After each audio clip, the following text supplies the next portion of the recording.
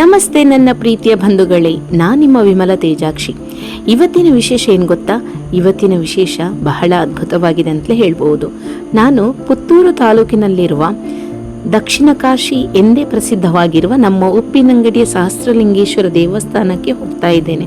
ಯಾಕಂದರೆ ಅಲ್ಲಿರುವಂತಹ ನೇತ್ರಾವತಿ ಸಭಾಂಗಣದಲ್ಲಿ ಕ್ರಾಂತಿವೀರ ಮಂಜಬೈದ್ಯ ಸಂಸ್ಮರಣಾ ಸಮಿತಿ ದಕ್ಷಿಣ ಕನ್ನಡ ಜಿಲ್ಲೆ ಮತ್ತು ಸುವರ್ಣ ಸಾಂಸ್ಕೃತಿಕ ಪ್ರತಿಷ್ಠಾನ ಬೆಳ್ತಂಗಡಿ ಇದರ ಆಶ್ರಯದಲ್ಲಿ ಅಪ್ರತಿಮ ದೇಶಭಕ್ತ, ಅಗ್ರಗಣ್ಯ ಸ್ವಾತಂತ್ರ್ಯ ಹೋರಾಟಗಾರ, ಬ್ರಿಟಿಷರ ವಿರುದ್ಧ ದಂಗೆ ಎದ್ದು ಹುತಾತ್ಮರಾದ ಉಪ್ಪಿನಂಗಡಿಯ ಕ್ರಾಂತಿವೀರ ಮಂಜಬೈದ್ಯ ಸಂಸ್ಮರಣೆ ಕಾರ್ಯಕ್ರಮದಲ್ಲಿ ನಾನು ಭಾಗವಹಿಸ್ತಾ ಇದ್ದೇನೆ. ಅದರಲ್ಲೂ ಇನ್ನೊಂದು ವಿಶೇಷ ಏನು ಗೊತ್ತಾ?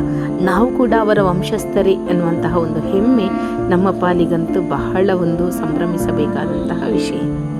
ಇನ್ನು ಮುಂದಕ್ಕೆ ಹೋಗೋಣ.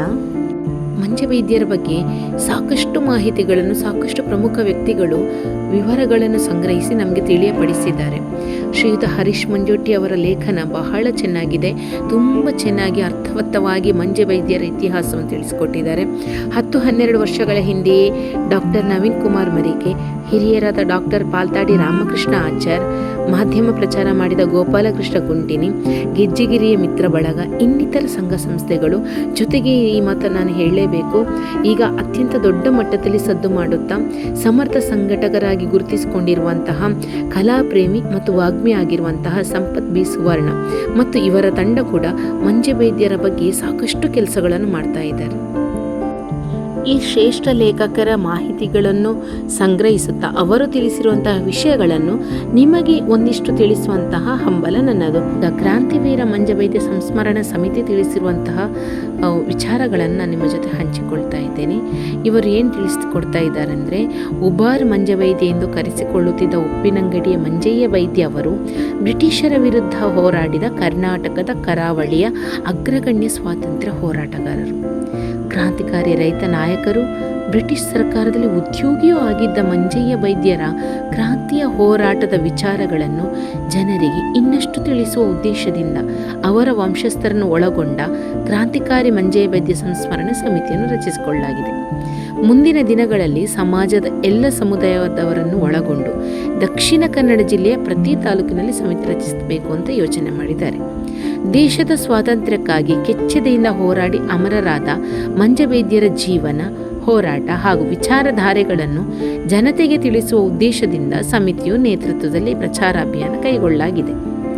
ಮಂಗಲ್ ಪಾಂಡೆ ನೇತೃತ್ವದಲ್ಲಿ ನಡೆಸಿದ ಸಿಪಾಯಿ ದಂಗೆ ಎಂದು ಕರೆಯಲ್ಪಟ್ಟ ಪ್ರಥಮ ಸ್ವಾತಂತ್ರ್ಯ ಸಂಗ್ರಾಮಕ್ಕಿಂತ 20 ವರ್ಷಗಳ ಮೊದಲೇ, ಅಂದರೆ 1837ರಲ್ಲಿ ನಡೆದ ಕಲ್ಯಾಣಪ್ಪನ ಕಾಟುಕಾಯಿ ಹೋರಾಟ ಅಥವಾ ಅಮರಸುಳ್ಯದ ಸ್ವಾತಂತ್ರ್ಯ ದಂಗೆಯಲ್ಲಿ ಮಂಜಬೈದ್ಯರು ಸಕ್ರಿಯವಾಗಿ ಪಾಲ್ಗೊಂಡಿದ್ದರು.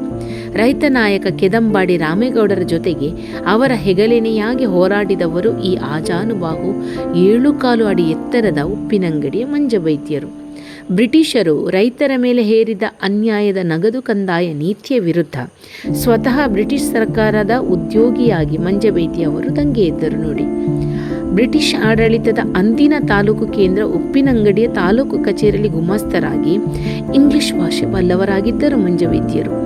ಸ್ವಾತಂತ್ರ್ಯ ಹೋರಾಟದ ವಿಷಯ ತಿಳಿಯುತ್ತಲೇ ಸಿದ್ಧತೆ ಮಾಡಿಕೊಂಡು 10 ಹೋರಾಟಗಾರರೊಂದಿಗೆ ತಾನು ಕುದುರೆಯನ್ನೇರಿ ಬಂದೂಕು ಧರಿಸಿ ವೀರ ಪೋಷಾಕಿನಲ್ಲಿ ಆ ತಂಡವನ್ನು ಸೇರಿಕೊಂಡರು.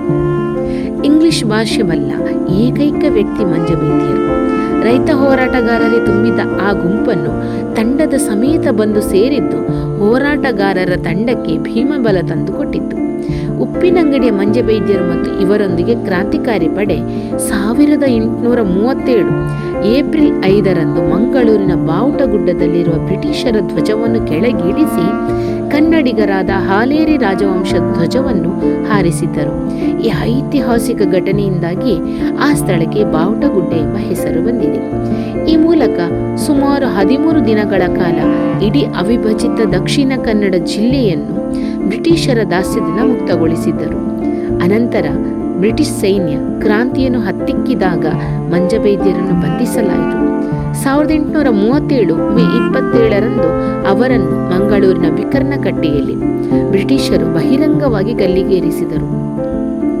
ಜನರಲ್ಲಿ ಭಯ ಹುಟ್ಟಿಸಲು ಬ್ರಿಟಿಷರು ಇವರ ಮೃತದೇಹವನ್ನು ತಿಂಗಾಳುಗಟ್ಲೆ ಗಲ್ಲು ಕಂಬದಿಂದ ಕೆಳಗಿಳಿಸದೆ ರಣಹದ್ದುಗಳು ತಿನ್ನುವಂತೆ ಅದೇ ರೀತಿ ಹಾಗೆ ಬಿಡುವಂತಹ ಕ್ರೂರ ಆದೇಶವನ್ನು ನೀಡಿದ್ದರು.